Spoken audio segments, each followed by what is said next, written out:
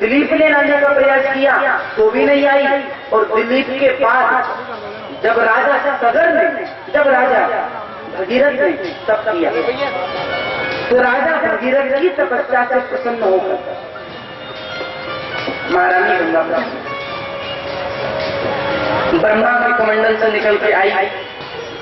और ब्रह्मा के कमंडल से निकलने के बाद सबसे पहले ध्रुवलोक पर आई, फिर सप्तऋषि मंडल पर आई, उसके बाद भगवान शंकर की जटा में पधारी और फिर हिमालय से निकलना उन्होंने आगे चलकर इस वंश में रघु हुए। रघु की कीर्ति बहुत फैली, इसीलिए सूर्यवंश रघुवंश के नाम से जाना जाता है। इस वंश में आगे चलकर के राजा सतवाहन, दीर्घबाहु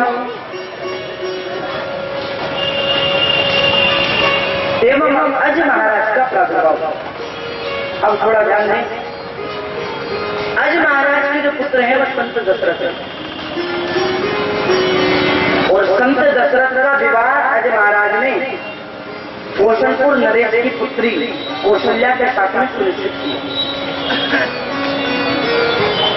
और जब बारात जा रही तो दशरथ जी बोले कि पिताजी अब आप लोग वैसे जाइए हाथी घोड़ों से और हम थोड़ा जल विहार करते हुए आएंगे, नौका विहार करते हैं। तो अज महाराज ने कहा दशरथ ऐसे नहीं, किसी बुजुर्ग व्यक्ति को अपने साथ में ले। तो दशरथ जी ने सुमंत जी को साथ में ले लिया और सुमंत जी को साथ में लेकर दशरथ जी महाराज नौका विहार करते हुए चले। उस समय पर रावण के दरबार में ब्रह्मा जी रोजाना पंचांग सुनाने आता। तो रावण के मन में आया, जरा बताइए ब्रह्मा जी हमारी मृत्यु किसके हाथों लिखी? ब्रह्मा जी बोले कौशलपुर नरेश की पुत्री कौशल्या के पुत्र राम के हाथों तुम्हारी मृत्यु लिखी। और आज ही दशरथ और कौशल्या का विवाह। बोले जब विवाह नहीं होगा तो बेटा कहां से होगा? और रावण गया और रावण ने जाकर माता कौशल्या का हरण कर दिया। सीता जी का तो हरण किया ही, कौशल्या जी का भी हरण किया था और एक मायावी संदूक में कैद कर कौशल्या को समुद्र के बीच एक टापू पर छोड़ा। एक बाज बनकर के फिर रावण आया और जिस नौका में दशरथ जी महाराज थे उस नौका में जैसे ही चोट मारी नौका तैरते और एक लकड़ी के पाट के नीचे सुमंत जी एवं दशरथ जी आ गया और तैर करके लकड़ी के पाट के ऊपर चढ़ गए। उस समय जो है बहाव ज्यादा था, किनारे लग नहीं पाए और बहते बहते बहते समुद्र में उसी टापू पर आकर के वो किनारे लग गए। और टापू पर जब संदूक को खोल के देखा तो एक कन्या विराजमान है। सुमंत जी ने पूछा देवी तुम कौन हो? बोले मेरा नाम कौशल्या है, आज दशरथ के साथ में मेरा विवाह। बोले दशरथ तो यहीं पर है। ब्रह्मा जी प्रकट हुए, दशरथ के हाथ में कौशल्या का हाथ दिया, विवाह संपन्न हो। अब कौशलपुर में तो बड़ी अफरा तफरी मच गई है। कौशल्या कहाँ चली गई? बारात द्वार पर आ चुकी है। तो कौशल्या की जगह पर सुमित्रा को बिठाया गया। कौशल्या की जगह पर सुमित्रा को बिठाया गया। लेकिन जब पता चला कि कौशल्या का तो विवाह हो चुका है, फिर कौशलपुर नरेश ने सोचा अब तो सुमित्रा का भी श्रृंगार हो चुका है। हाँ? तो कौशलपुर नरेश ने सुमित्रा का हाथ में कौशल्या का दशरथ जी के हाथ में दे दिया। दूसरा विवाह सुमित्रा जी के साथ। और जब कौशलपुर से लौट रहे तो कश्मीर प्रदेश की राजकुमारी है कैकेयी। और कैकेयी को शिकार खेलते हुए दशरथ जी ने देखा। उसका आधा भाग कौशल्या को दिया, आधा भाग कैकेयी को दिया। और कौशल्या और कैकेयी ने अपने भाग में से आधा आधा भाग निकालकर सुमित्रा को दिया। अब 2 बार चरू खाया है तो स्वाभाविक के 2 पुत्र होने। तो सुमित्रा ने वचन दिया कि तुमने अपने भाग में से मुझे भाग दिया है, मैं वचन देती हूँ कि मैं मेरे दोनों पुत्रों को तुम्हारे दोनों पुत्रों की सेवा में लगा दूंगा। तो सुमित्रा की जो लक्ष्मण और शत्रुघ्न लाल जी हुए, तो लक्ष्मण राम की सेवा में रहे और शत्रुघ्न जी भरत जी की सेवा में रहे। आज तीनों रानियां गर्भवती हुई हैं और पूरी अयोध्या दुल्हन की तरह आज सजाई जाती है।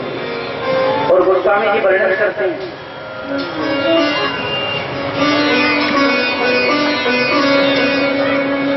नौमी तिथि मधु मास पुनीता, नौमी तिथि मधु मास पुनीता, नौमी तिथि मधु मास पुनीता, नौमी तिथि मधु मास पुनीता, शुक्ल पक्ष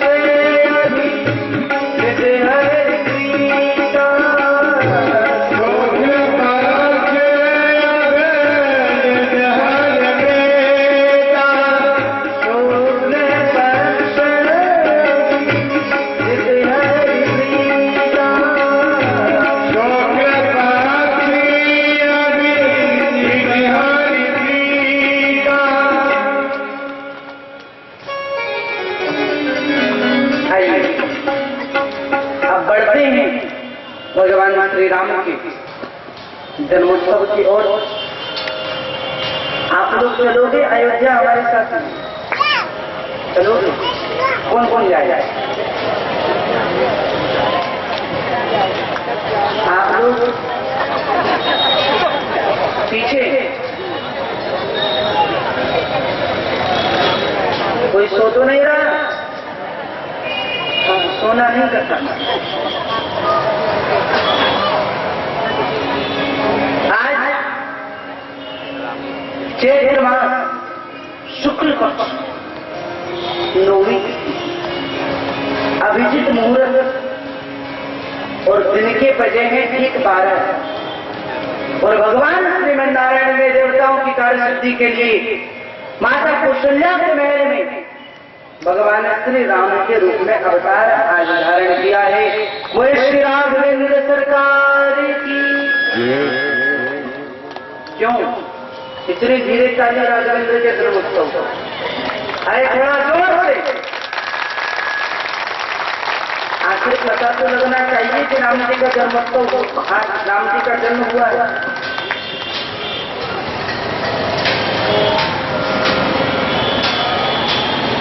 किसी को भी पता नहीं,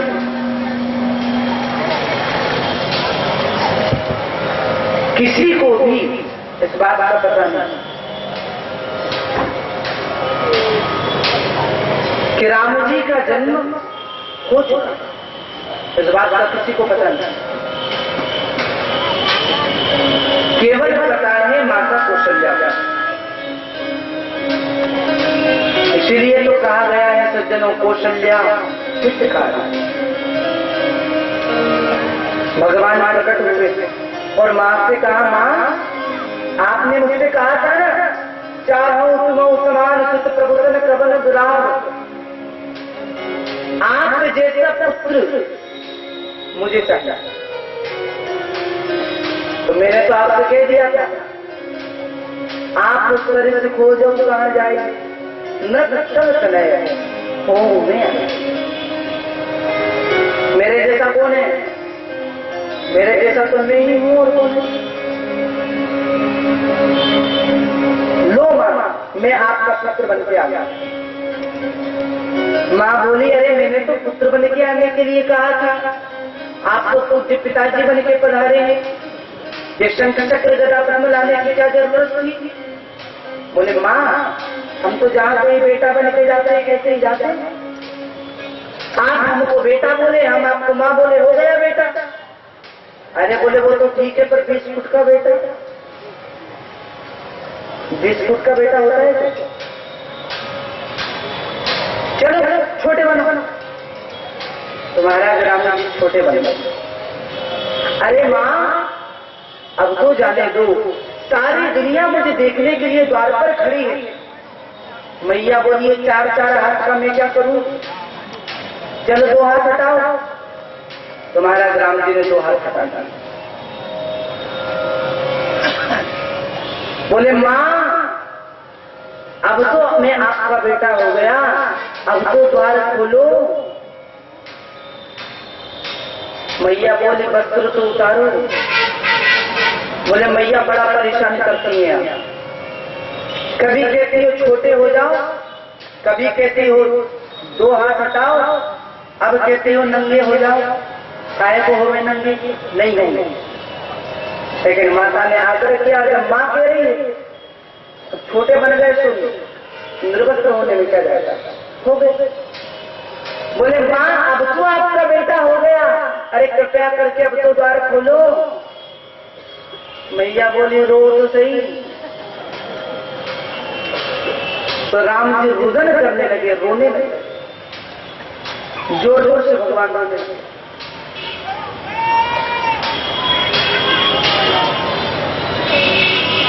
आइए मिलकर के भगवान श्री राम के सुंदर प्राकट्य के शुभ अवसर पर हम सब मिलकर के उनका थोड़ा समन करें। सब लोग मिलकर के गाएंगे भगवान के प्राकट्य से सुंदर। भई प्रगति के पाला दीन दयाला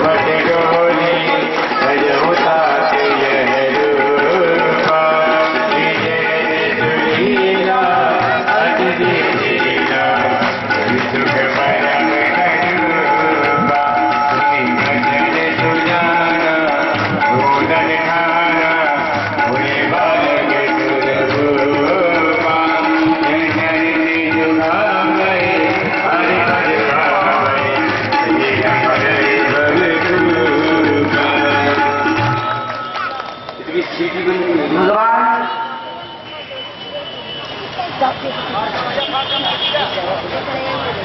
श्री राघवेंद्र के जन्म आज हजारों लाखों लोगों की भीड़ लगी और आकाश मंडल में भी करोड़ों देवी देवता विराजमान है। और बोले महाराज एक तो आपने सूर्य वंश में अवतार लिया और वो भी दिन में जले पर नमक और छिड़कते।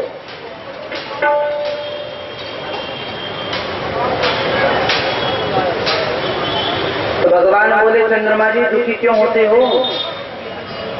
अरे इस बार चंद्रवंश, इस बार सूर्यवंश में आया हूं, अगली बार चंद्रवंश में आऊंगा। इस बार दिन के 12 बजे आया हूं, अगली बार रात के 12 बजे आऊंगा।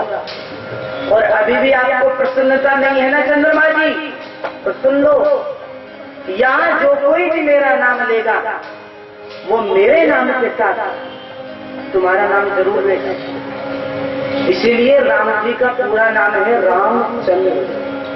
बोले रामचंद्र भगवान की जय।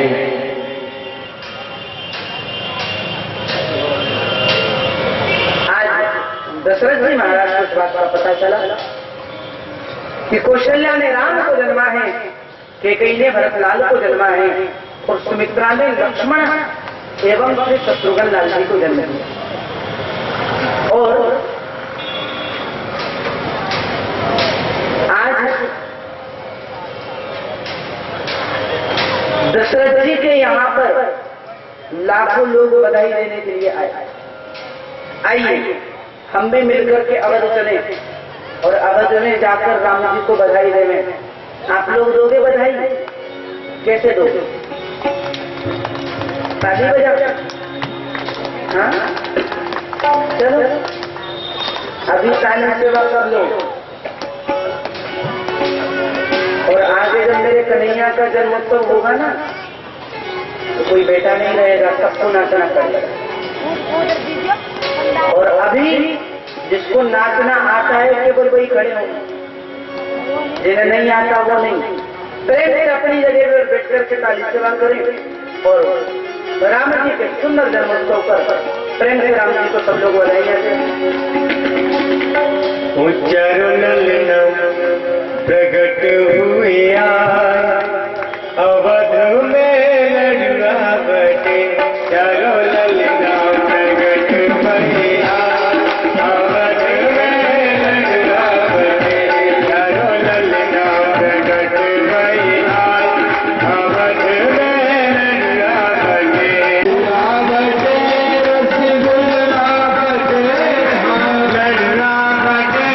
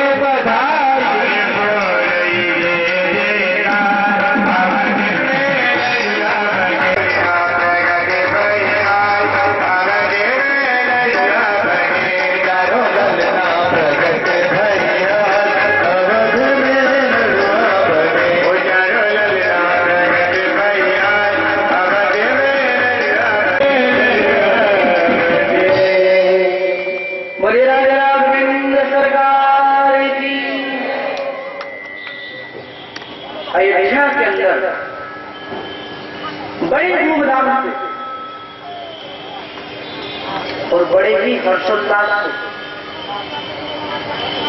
परमात्मा श्री राघवेंद्र का जन्मोत्सव मनाया गया।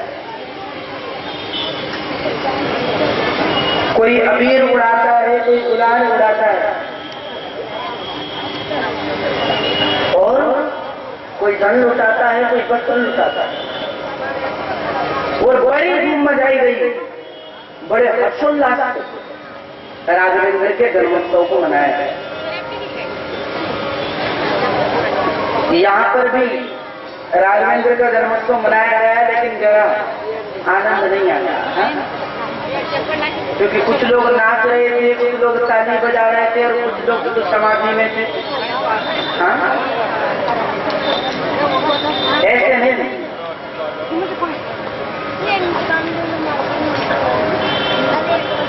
तन्मयता के साथ में गाना है, काली सेवा करते हुए। पिछली बार तो मैंने ज्यादा जोर नहीं दिया, मैंने सोचा अभी इतने दिन हो चुके हैं तो आप लोग सीख गए होंगे। हाँ, लेकिन आप नहीं, दोनों हाथ खड़े करो सब लोग, और पीछे वाले पुरुषों से भी मेरा नम्र निवेदन है। हाँ, ताली बजाओगे थोड़ी मेहनत हो जाएगी।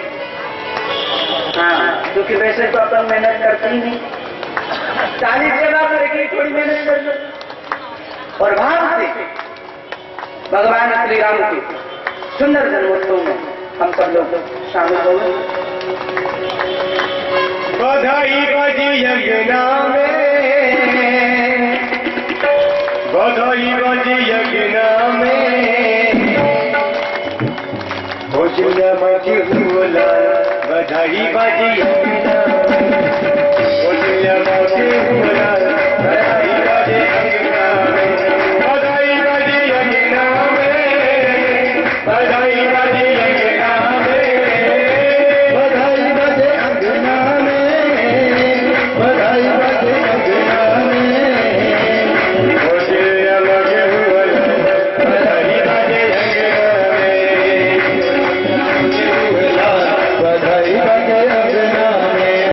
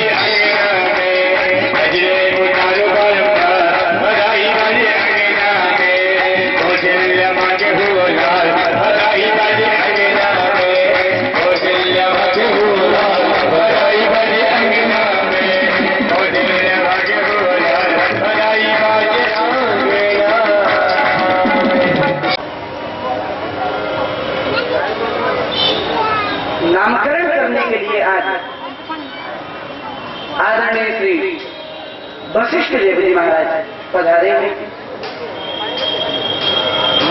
और बड़ा ही सुंदर नामकरण वशिष्ठ देव जी ने किया। जो आनंद सिंधु सुख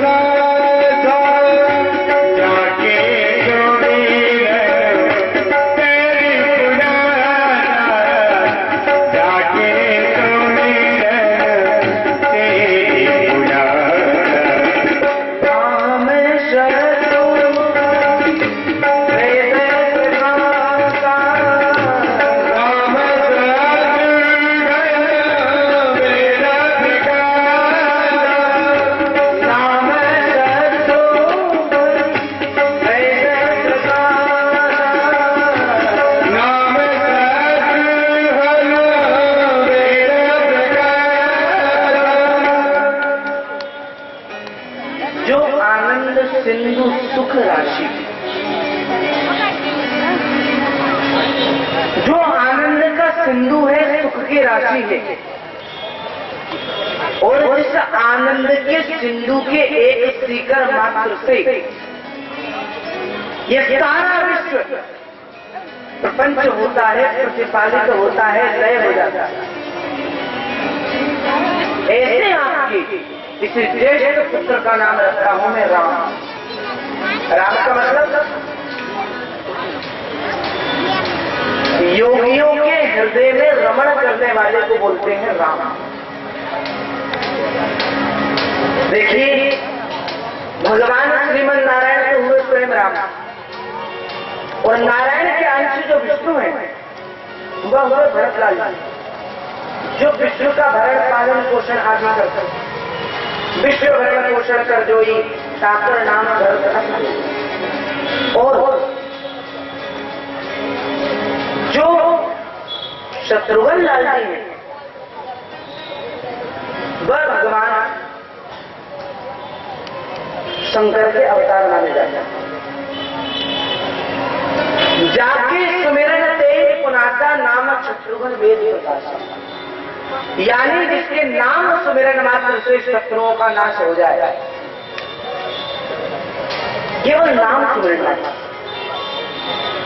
अब एक और बात, भाई रामायण में तो कहीं ऐसा लिखा नहीं कि शत्रुघ्न जी ने किसी राक्षस को मारा, लिखा है शत्रुघ्न जी ने तो किसी को मारा नहीं, तो फिर जिसने किसी को नहीं मारा उसके नाम स्मरण मात्र से कैसे शत्रुओं का नाश होगा? बोले देखो, मानते हैं कि शत्रुघ्न लाल ने किसी भी शत्रु को नहीं मारा, किसी भी राक्षस को, यह मानते हैं। लेकिन काम, क्रोध, स्वार्थ, लोभ, मोह, ईर्ष्या, इन सबको अगर मारना है तो शत्रुघ्न लाल जी का स्मरण करना पड़ेगा। जाति स्मरण तेरी गुना, जिसके नाम सुमिरन मात्र से शत्रुओं का नाश हो जाए।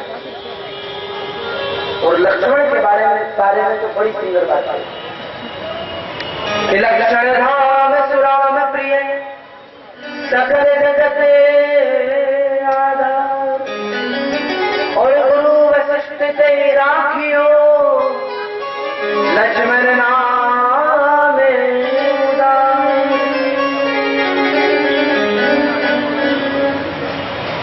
लक्ष्मण धाम सुराम प्रिय, जो लक्ष्मण का धाम है, जो राम का परम प्रिय है, ऐसे आपके पुत्र का नाम रखता हूं मैं लक्ष्मण। बोले लक्ष्मण का मतलब कि लक्ष्मण का अर्थ है लक्ष्मण, यानी जिसका लक्ष्य केवल राम के चरण, उसी का नाम है लक्ष्मण। जिसका लक्ष्य राम के चरण के अलावा दूसरा कोई और हो ही न, वही तो लक्ष्मण। चारों भाई धीरे धीरे बड़े हुए, धीरे धीरे बड़े होकर विश्वामित्र जी आज लेने के लिए आए। भेजा नहीं, दशरथ जी ने बस सुग्रीव के कहने पर गए और बीच मार्ग में भगवान ने ताड़का का वध किया, मारीच सुबाहु आदि को मारा, सुबाहु का वध किया, मारीच को बाण मारा तो शतोजन का सागर पारा, शतयोजन समुद्र पार करके सागर में जा गया। ये सब कथाएं आप लोग जानते हैं। लेकिन जब विश्वामित्र जी जनकपुर में प्रवेश करते राम को लेकर, उस वाटिका आदि संवाद वहां पर, उस वाटिका में भगवान राम सीता एक दूसरे को देखते हैं, बड़ी सुंदर कथा है। लेकिन वह जो धनुष है, जिस धनुष को तोड़ने की प्रतिज्ञा राजा जनक ने की, राजा जनक ने हर जगह निमंत्रण भिजवाया, लेकिन अयोध्या नहीं भिजवाया। भिजवाया नहीं भिजवाया, क्यों? राजा जनक से तो दशरथ जी की कोई दुश्मनी भी नहीं, तो अयोध्या क्यों नहीं भिजवाया निमंत्रण? एक बार राजा जनक जब शिकार खेलने के लिए गए थे तो जंगली शूकर बोले फसल भी बर्बाद करता है, जीवों की हत्या भी करता है, तो इसे मार देना चाहिए। जनक महाराज अपने घोड़े को लेकर और हाथ में तीरबाण, हाथ में जो है धनुष बाण दिए, शूकर के पीछे दौड़े और इतना तेज घोड़ा दौड़ाया कि सब लोग पीछे रह गए। और दौड़ते दौड़ते दौड़ते जनकपुर की सीमा से बाहर हटकर और अयोध्या की सीमा में प्रवेश कर गए। और जब उन्होंने बाण मारा तो शूकर को न लगकर एक गाय को डाला, और गाय का देहांत हो गया। अब जब मंत्री सेनापति आए बोले महाराज ये राजा बड़ा प्रतापी है, अगर पता चल गया कि तुमने इसकी हत्या की है तो बड़ी दिक्कत होगी बात, इसलिए हम पहले ही अपनी गलती को स्वीकार लेते। तो सेनापति मंत्री को भेज दिया, जाओ दशरथ जी से कह देना कि हमारे हाथों से गाय की हत्या हो चुकी। अब सेनापति दशरथ जी के पास गए तो दशरथ जी उस समय हाथ में पूजा का थाल लिए पूजा करने जा रहे थे, इसमें कुंडे बजाता। तो दशरथ जी बोले, देखो मैं समझता हूँ आपके हाथ से गाय हत्या हो चुकी है, लेकिन मेरा नियम है कि जब तक मैं यहाँ पर अयोध्या में रहता हूँ अपने हाथों से सेवा पूजा करता हूँ। और गौ हत्या हो चुकी है, एक मिनट रुकी, एक जमादार को बुलाया, आप कर रहा था वहां पर झाड़ू लगा रहा, इधर आओ, क्या बात है राजा? जनकपुर राजा जनक जी गौ हत्या हो चुकी है, सरयू का जल लेकर गाय के ऊपर डाल देंगे। ठीक है महाराज। अब सेनापति के ये जमादार गाय को जीवित करेगा। अब जब राजा ने कहा है तो कुछ कह भी नहीं सकते। वह जमादार गया, सरयू का जल लिया और महाराज दशरथ के नाम की दुहाई देकर जैसे ही गाय के ऊपर सरयू के जल को डाला, गाय का भाव मिट गया और गाय बनकर खड़ी रही। अब जनक महाराज ने सोचा कि प्रतिज्ञा है धनुष तोड़ने की, और अगर जनक दशरथ जी को पत्र भेजा और फिर से कैसे ही जमादार भेज दिया जाओ, बोले धनुष तोड़ के आ जाओ। दशरथ जनक जी को तो अपने बेटे के भविष्य के बारे में सोचना, तो इसीलिए जनक जी ने मां पत्रिका नहीं भेजा। राम जी तो ऋषि के साथ में आए और सब लोगों ने धनुष उठाया, कोई से नहीं। लोग कहते हैं कि राम जी ने धनुष को उठाया, लेकिन उठाया नहीं। राम जी ने धनुष को स्पर्श किया। और राम परमात्मा है, परमात्मा सतोगुण से परिपूर्ण है, और सतोगुण से परिपूर्ण परमात्मा जड़ वस्तु का स्पर्श कर ले तो वह चेतन हो जाती है, और चेतन का स्पर्श कर ले तो जड़ हो जाती है। और जड़ धनुष का जैसे स्पर्श किया, चेतन हो गया, अपने आप हाथ में आ गया। भगवान ने एक हाथ से धनुष को पकड़ा और जैसे ही दूसरा हाथ लगाया, धनुष के दो टुकड़े भगवान ने कर दिए।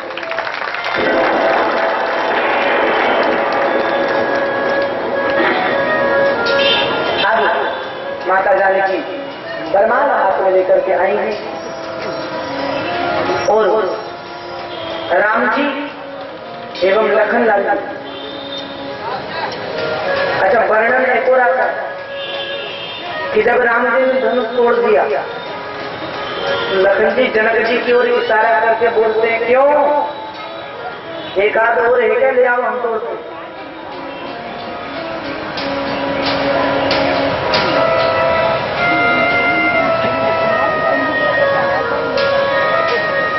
जनक महाराज यहाँ पर होते हुए आप धरती को वीरों से खाली नहीं बता सकते। तो राम जी ने धनुष को तोड़ दिया। माता सीता बरमान हाथ में लेकर के आई और बड़ा भारी बरमान है हाथ में, और राम जी के पास आकर के जानकी जी खड़ी हो गई। अब एक और बात, एक तो राम जी लंबे है या नहीं, एक तो राम जी लंबे, दूसरा राम जी ने 1.5 फुट का मुंह। तो सखियों ने इशारा किया राम जी की ओर, राम जी थोड़ा झुक जाओ ना, तो राम की ओर संकेत करे। हम जब उनका मंदिर आकर है, कहीं नहीं झुकते। तो सखियां बोली, कहीं नहीं झुकते होंगे या अच्छे अच्छे झुक जाते हैं, तो कौन से खेत में मुंह। सेनापति को इशारा, अब सेनापति की कोई हिम्मत बनती है जो राम जी से कहते झुक जाओ? सेनापति राजा से क्या कहेगा झुक जाओ? लेकिन फिर भी सेनापति ने राजा से कहा, राम जी थोड़ा झुक जाइए। राम जी ने ध्यान ही नहीं दिया।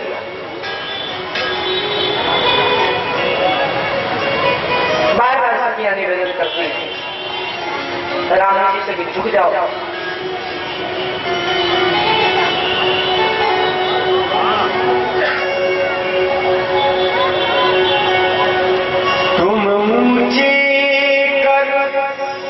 पहुँचत नहीं, कृपा करो मती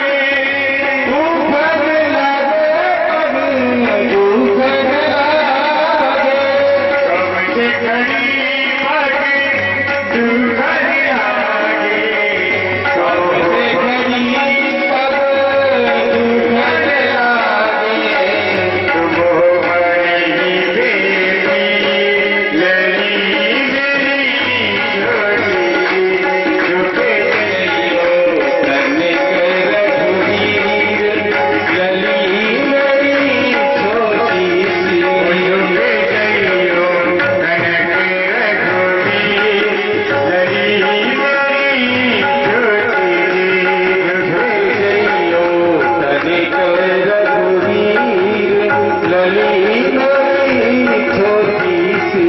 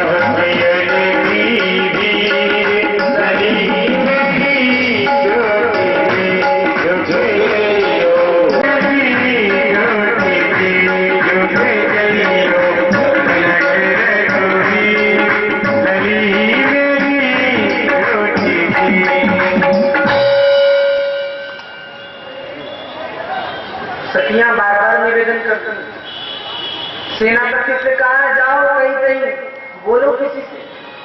तो सेनापति जनक जी के पास आए, महाराज जरा कहिए ना राम जी से थोड़ा झुक जाए, जानकी जी को कष्ट हो रहा होगा।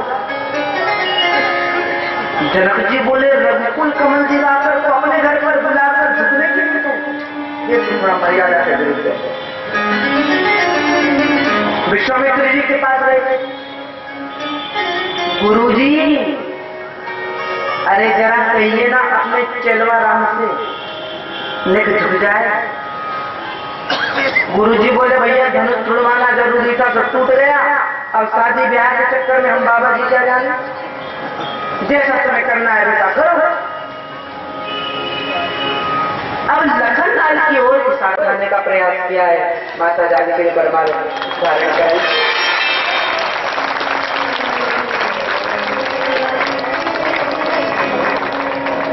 कितना धीरे कागज चलाना।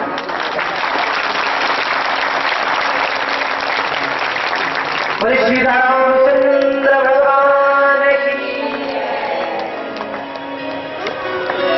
गोस्वामी जी ने बड़ा सुंदर वर्णन यहाँ किया।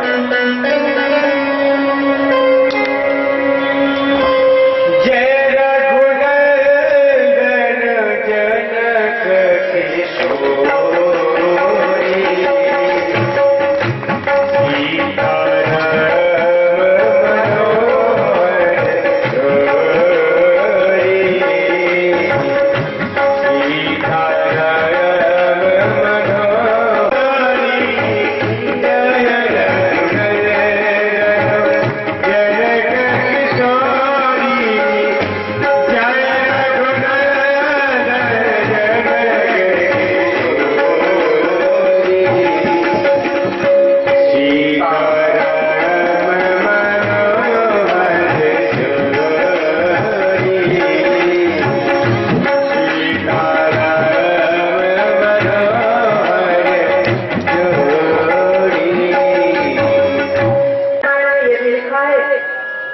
परशुराम जी जब भरत और शत्रुघ्न की बारात लेकर दशरथ जी आ रहे थे तो बारात से मिले और वहीं को लौटकर वापस चले। सब रामायण का अपना अपना मत है। और देखिए 3 महीने तक बारात रुकी, 3 महीना, और रोजाना अलग अलग प्रकार की सेवा जनकपुर में बारातियों को दी जाती, अलग अलग प्रकार का।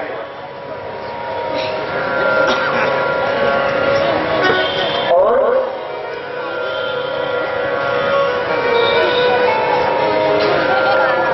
तीन महीने बाद विश्वामित्र जी ने कहा जनक जी अब तो जाने दे, अन्य भी कोई कार्य। सब जनक महाराज ने पिता दी और चारों बहुएं अयोध्या के अंदर आए। तीनों माताओं ने चारों बहुओं का स्वागत किया और जब वे राम जाने घर आए नित नहीं मंगल मोट। जब से राम आए हैं खुशियां ही खुशियां ही। लेकिन कहते हैं ना सज्जनों कि कभी कभी ज्यादा खुशी को नजर लग जाता है। मानो कहीं ऐसा ही हुआ विघ्नेश्वरी देवी का आगमन हुआ, विघ्नेश्वरी द्वारा मंत्रा की बुद्धि में विकृति पैदा की गई और मंत्रा के द्वारा माता केकई के विचारों को बदला गया और केकई ने वह दोनों वरदान दशरथ जी से मांगा। पहला भरत को राज्याभिषेक और दूसरा राम को 14 वर्ष का वनवास। सज्जनों केकई वास्तविकता में हमें देखे तो केकई राम से जितना प्यार करती थी उतना तो कौशल्या भी नहीं करती थी।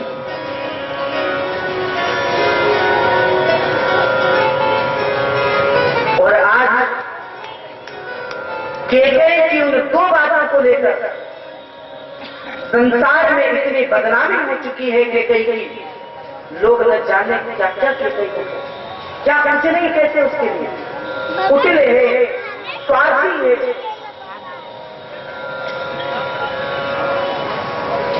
लेकिन वास्तविकता में केकई स्वार्थी नहीं थी, केकई कुटिल नहीं थी। अरे केकई ने जो त्याग किया राम के लिए शायद ही किसी ने किया हो। अरे इतना त्याग कर दिया केकई ने तो कि संसार में इतनी बदनामी हो गई कि व्यक्ति अपनी बेटी का नाम केकई रखना पसंद नहीं करता। कोई अपनी बेटी का नाम केकई नहीं रखता।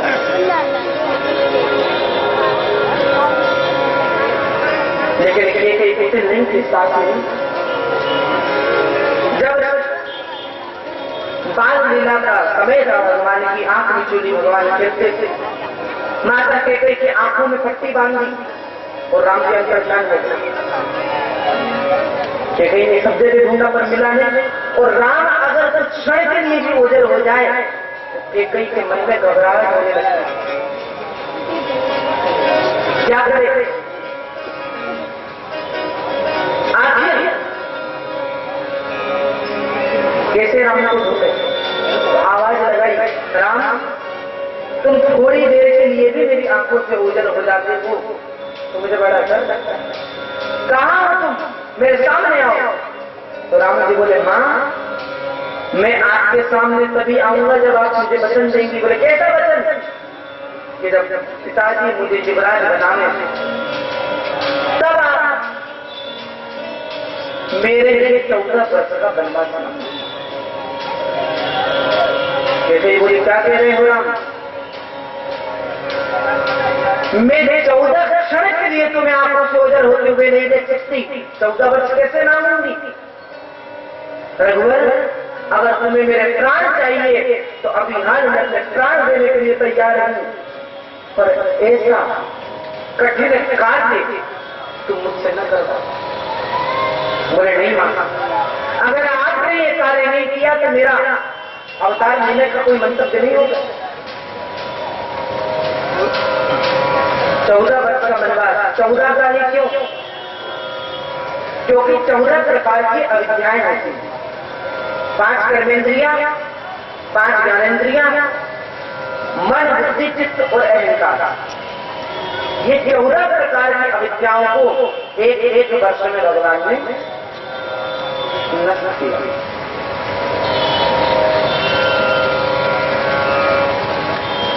और केकई से जब कहा राम ने वचन मत दे, केकई क्या करती? मांगना तो पड़ेगा, मांगा। और जब अगला अवतार मेरे कन्हैया का हुआ तब भगवान कहते हैं, मां पिछले अवतार में मैंने तेरी बड़ी बदनामी कराई, लेकिन इस अवतार में मैं तुझे अपने माथे पर धारण करूंगा। और जो मोरपंख भगवान धारण करते हैं उसे भी केकई ही कहा जाता है। और उस केकई को मेरे कन्हैया ने अपने माथे पर धारण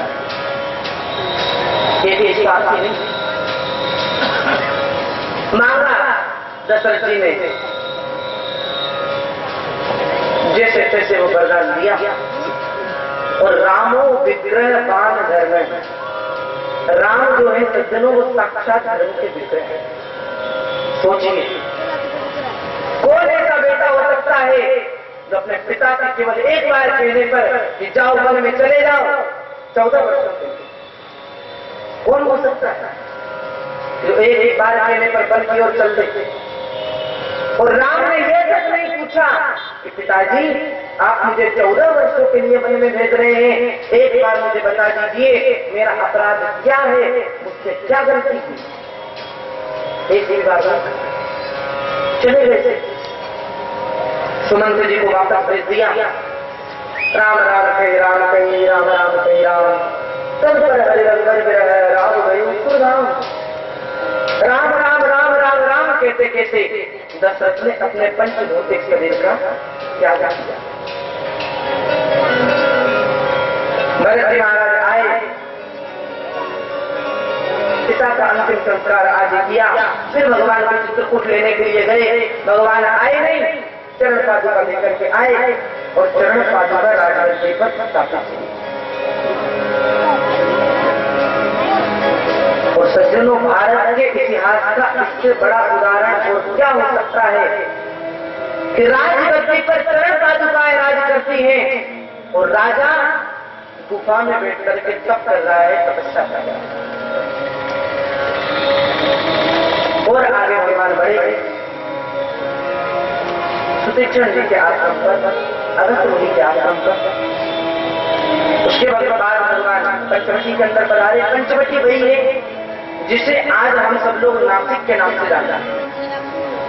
और पंचवटी में परिणति बनाकर भगवान परिणति वहां पर निवास। और तभी वहां पर जब माता जानकी के साथ बैठे थे तो एक मौसी जी आ गया। कौन आई? कौन आई? मौसी जी कौन है? जिसके नाम काट दिए। अरे जोर से तो बोलो, आपकी मौसी लगती है। शूर्पणखा आई और बड़ा सुंदर वेश बना करके आई, बहुत सुंदर।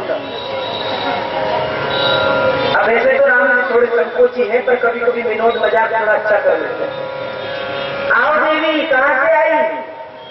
बोले बस मैं तो आई कहाँ से हूँ, मैं तो पति ढूंढने निकली। बोले देवी, पति ढूंढने का काम तो माता पिता का होता है, आपने कष्ट क्यों किया? बोले माता पिता ने तो बहुत ढूंढे पर मैंने सारे रिजेक्ट कर दिए, मुझे कोई पसंद नहीं आया, इसीलिए स्वयंवर करने चली हूँ, स्वयं ही पति ढूंढने चली।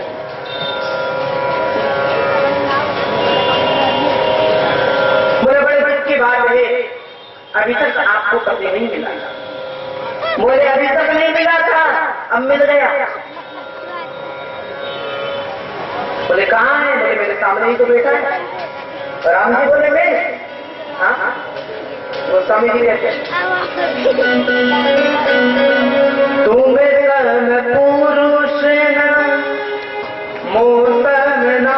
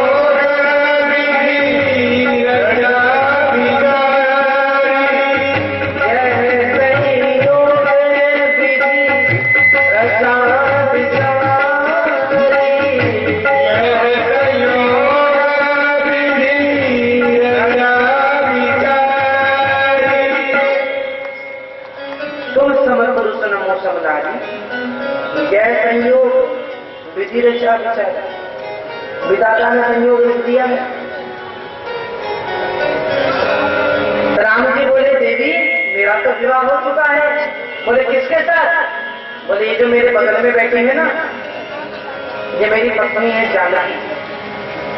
शूर्पणखा बोली ये दुबली पत्नी तुम्हारी पत्नी? राम जी बोले ऐसी है, क्या कर? बोले इसकी तो तुम चिंता मत करो, इसका तुम्हें 2 मिनट में नाश्ता कर जाऊंगी, इसको पता भी नहीं चलेगा। और मैं आपके साथ वन वन घूमूंगी, वन वन जाऊंगी। जी ने कहा, देवी हमारा विवाह हो चुका है, वो पेड़ के नीचे कुंवारे लक्ष्मण जी बैठे, जाओ उनके पास चली जाओ। अब लक्ष्मण जी के पास चली गई, लक्ष्मण जी से कहती है, सुनिए। लक्ष्मण जी बोले, भाई ये क्या बात है? वो जो वहां बैठे हैं ना काले काले राम जी, हाँ वो मुझसे विवाह करना चाहते हैं। अच्छा, पर मैं तो काले से क्यों करूं, मैं तो गोरे से करूं, मैं तो आपसे विवाह करूं। अब लखनलाल ने सोचा कि जब राम जी मुझे कुमार बता सकते हैं, कुंवारा बता सकते हैं, तो मैं भी तो कुछ ना कुछ कहूं। लखनलाल जी बोले, बताए वो कौन है? बोले कौन है? अयोध्या के राजा, अयोध्या के राजा राम। अरे मेरे साथ में रहोगी तो झाड़ू पोछे लगाने पड़ेंगे, मैं तो उनका सेवक हूं। तो उनके पास चली, बोले नहीं नहीं, मुझे तो आप ही से विवाह करना है। अब राम जी लक्ष्मण जी के पास भेज देवे, लक्ष्मण जी राम जी के पास, इधर से उधर, उधर से इधर, इधर से उधर, उधर से इधर, आ गई में आ गई। सागर समझ के रखा है मुझे, सारे प्रसाद बिगड़े जानकी, इसे मार डालूंगी, विवाद कहां से होगा। और जब जानकी को मारने के लिए दौड़ी, राम जी ने इशारा किया, लखन जी आए और तलवार से नाक कान दोनों,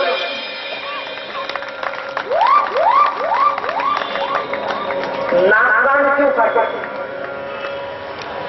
नाकानी क्यों काटा? बोले नाक कान इसलिए काटे क्योंकि नाक बोलते हैं समाज में, कान बोलते हैं स्वर्ग। और जो व्यक्ति किसी दूसरे जीव की हत्या करने की चेष्टा करता है, मन स्वर्ग जाने का अधिकारी है, न समाज में रहने का अधिकारी है। इसलिए नाक कान दोनों से रहित करते हैं। रोती चिल्लाती आई रावण से कहा, रावण ने खरदूषण आदि को भेजा, खरदूषण आदि को मार डाला, भगवान ने वध किया उनका। रावण ने स्वर्ण मरीज को बना करके भेजा, स्वर्ण के पीछे राम जी लक्ष्मण जी चले गए। माता सीता को रावण हरण करने के लिए आया, जैसा कथा भी आप जानते हैं। लेकिन जब रावण हरण करने के लिए आया तो रूप क्या था? साधु। लेकिन जब रावण ने माता सीता का हरण किया तो पहले अपने असली वेश में आया और उसके बाद सीता का हरण करके लेकर चले। ऐसा क्यों? क्योंकि रावण बड़ा ज्ञानी।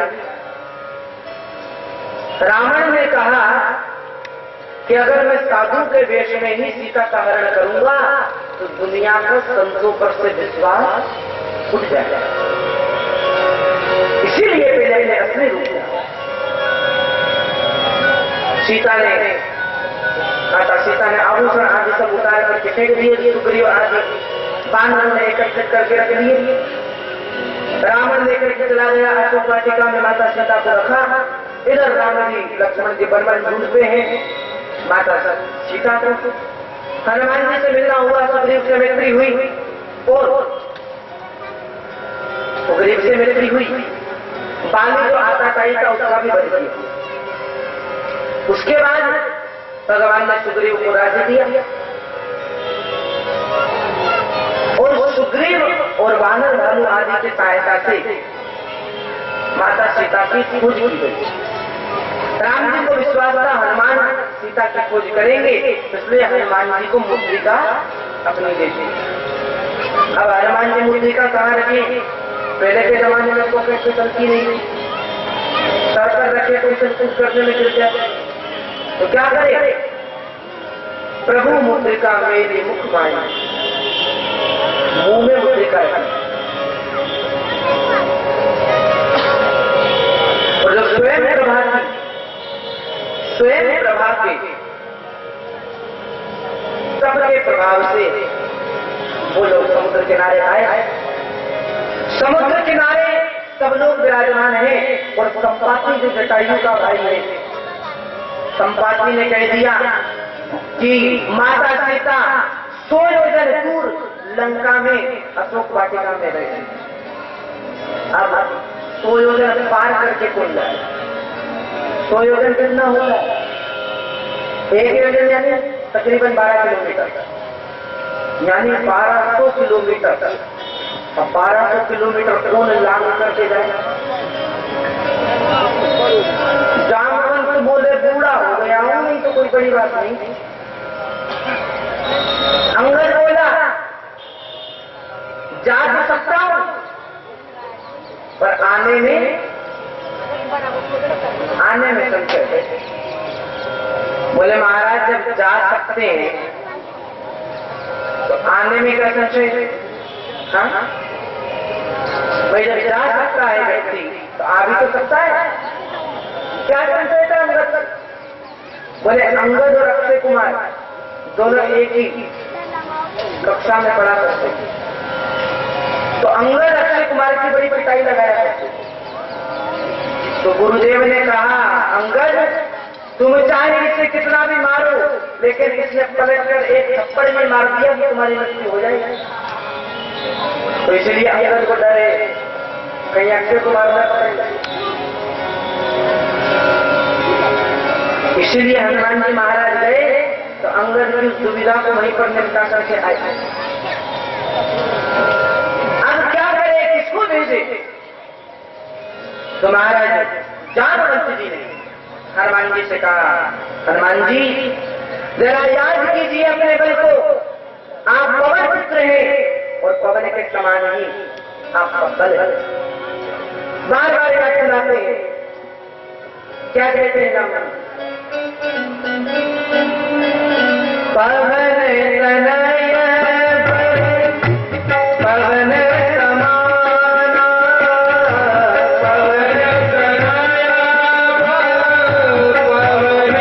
समाना, पवन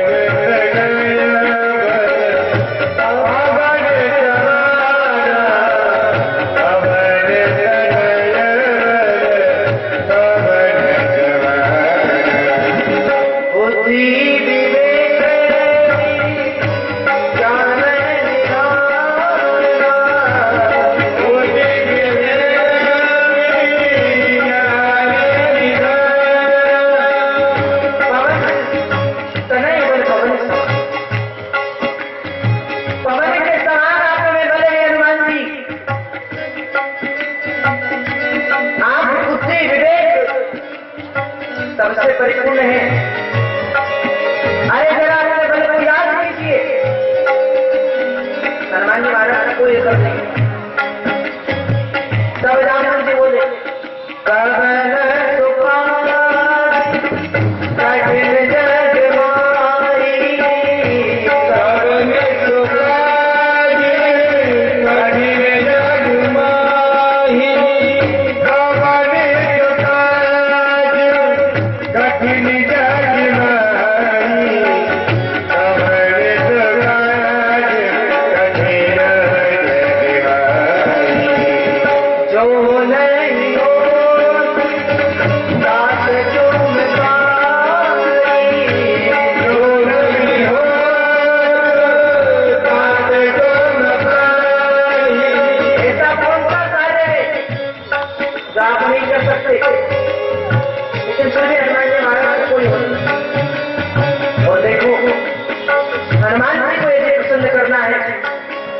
हनुमान जी के सामने हनुमान जी की नहीं राम जी की बढ़ाई है।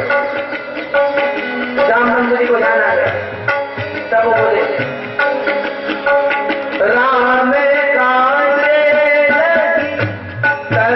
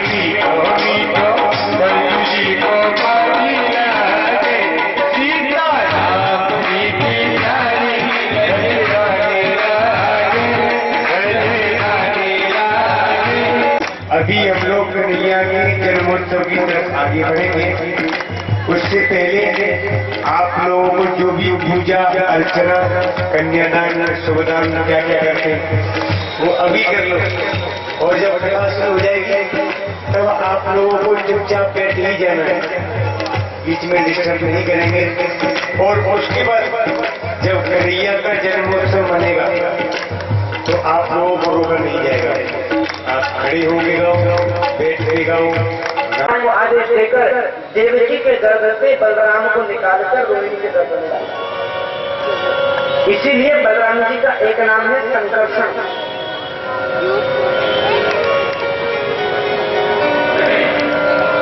संकर्षण ही उनका नाम।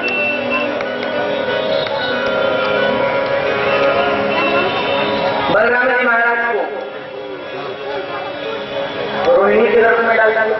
अब आठवीं संतान के रूप में कन्हैया आने वाले हैं, तो कंस बड़ा घबराया हुआ। तो नारद जी ने सोचा चलो इसे थोड़ा और डरा करके आते। तो नारद जी गए और कंस से कहा, क्यों कंस, आठवां होने वाला है? बोले हाँ महाराज होने वाला है। क्या इंतजाम है? बोले 40,000 सैनिक है द्वार पर। ठीक है। बोले महाराज आप तो त्रिकालदर्शी सुनते हैं, कृपया ये बताइए वो होगा तो कैसा होगा? तो नारद जी बोले जान से सुंदर कैसा होगा? काला काला होगा। कैसा होगा? अब बोलो तो। काला काला होगा। हम नहीं बोल रहे, अरे बोलिए, बड़ा आनंद आएगा। काला काला होगा, मुरली वाला होगा। काला काला होगा, मुरली वाला होगा। देखने में छोटा पर पेट में 1.5 हाथ की दाढ़ी वाला होगा। काला काला होगा।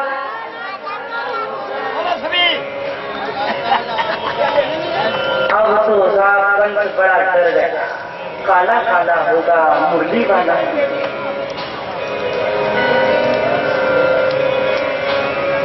कंस ने मेरे से सारी काली चीजें हटवा दी। एक बार साल में चीरा दिख गया तो 10 फीट दूर उछक के पड़ा, हटाओ उससे बाहर डालेगा मुझको। और अब धीरे धीरे आ रहा है भादों का महीना।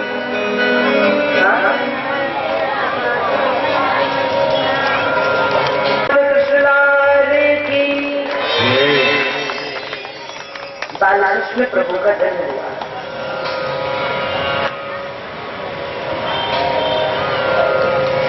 शंख चक्रधारा ब्रह्म लेकर के भगवान पधारे। बोले छोटे बनिए ना प्रभु, मुझे आपको दूध पान कराना है। तो भगवान छोटे हो गए, मैया ने दूध पान कराया। बोले अब आप मुझे नंद बाबा के यहाँ पर गोकुल छोड़ आए। बोले मैं कैसे छोड़ कर आऊंगा? हाथ में हथकड़ियां लगी हैं, पैरों में बेड़ियां लगी है, कैसे छोड़ते?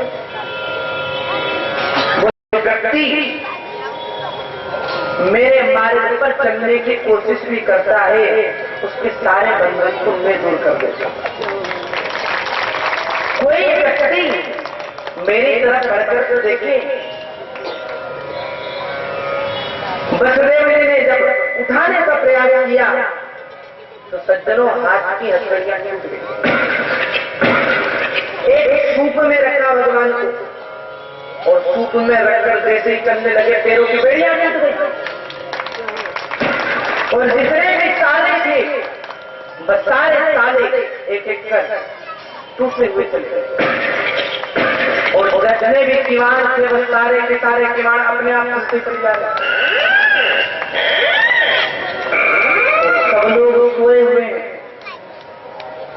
और बस धीरे धीरे धीरे धीरे कन्हैया को लेकर चला। और जैसे ही बाहर आकर के देखा तो बड़ी भयंकर वर्षा हो रही है और बड़ी भयंकर बिजलियां। चारों तरफ केवल जंगली जल दिखाई देता। यमुना का जल कहाँ है, वर्षा का जल कहाँ है, पता नहीं चलता, कुछ पता नहीं चलता। और वसुदेव जी महाराज तो लिए जा रहे हैं, लिए जा रहे हैं।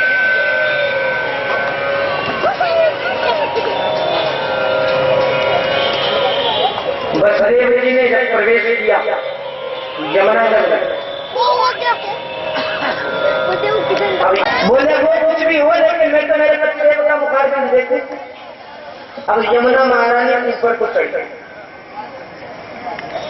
और जब यमुना जी ऊपर को चढ़ी पतिदेव का मुख देखने के लिए तो महाराज पतिदेव का मुख तो नहीं दिखा, ससुर जी की दाढ़ी पे दिख गई, शर्म के मारे नीचे चली गई। ये 8वां हो चुका है।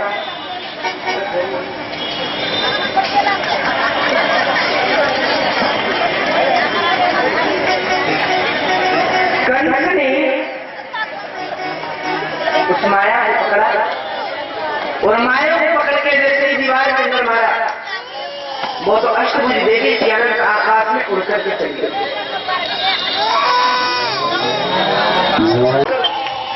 अगर कहीं तो मामा को पता चल गया तो आपके साथ साथ मेरा भी कल्याण कर दे। हाँ,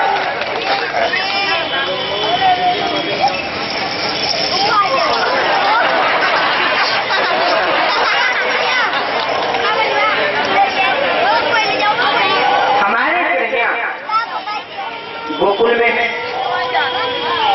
नंद बाबा के लाए अभी तो भयो नाय न जाने कब होए। अच्छा एक और बात, भाभी के यहाँ लाला है वे बार हुए 6 महीना पहले से घर में आके बैठ जाएंगे।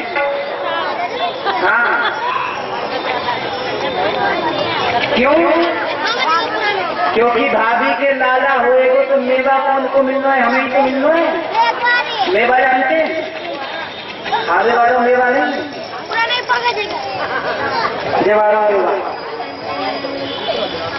बोले मेवा हमें तो मिलना है, कौन को मिलना है? और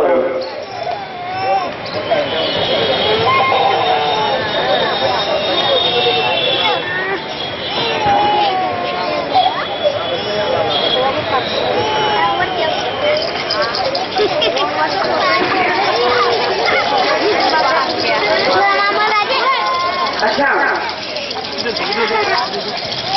यशोदा जी की भी 2 ननद हैं। एक का नाम है नंदा, दूसरी का नाम है सुनंदा। और 95 साल की बूढ़ी मैया ने अपनों 85 साल पुराना शादी को जोड़ा निकाला और शादी को जोड़ा निकाल के वह पहने और पहन करके श्रृंगार करके लगी। लेकिन श्रृंगार करने में एक गड़बड़ी है। क्या भाई? क्या भाई? अब पूछो गड़बड़ी कहाँ भाई? अब नहीं पूछोगे तो क्यों बताऊंगा? अरे थोड़ा जोर से। अब गड़बड़ी है भाई, बेचारी बूढ़ी मैया भाई आंखन से देखो उन्हें कम, तो बेचारी ने आंखन में लगाने वाली चीज तो होटल तो जा लगाई, होटल में लगाने वाली चीज आंखन में लगा। हाँ, जहाँ पर गंधोत्सव मनाया जा रहा है वहाँ एक गोप बड़ा चाला, बहुत ज्यादा चाला। बाने चादरी 50-50 ग्राम के बनाए माखन के गोला, और माखन के गोला 50-50 ग्राम के बना के और परात में एक में भर ली और माखन के गोला लेके न एक दूसरे के मुंह पे फेंक करके मारे। अब वह बूढ़ी मैया हरा भरी भीड़ में इकट्ठी है और बूढ़ी मैया बड़े प्रेम से पूछने लगी, च्योरे ब्रजवासियों कहाँ भयो?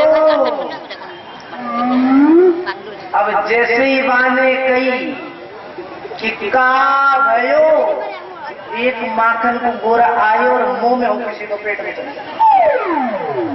अब ब्रेकर तो ही ना, दांत होते तुर्ग जाते, दांत ही ना के कहाँ। और बाकी बात नीचे में लगी क्यों रे ब्रजवासियों कहाँ गयो? ब्रजवासी बोले मैया तो मुंह में तो हो गए तो भी तो पता ना चली कहाँ गए। अरे नंदजू के लाला गयो है लाला। अच्छा अरे फिर तो हम भी बधाई देंगे, आप लोग दोगे बधाई? अच्छा एक पनघट पे आई